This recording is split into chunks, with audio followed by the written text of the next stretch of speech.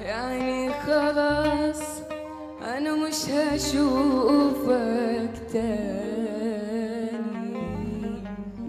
مش هلمسك، مش هحكي ليك عن حاجة تعبان.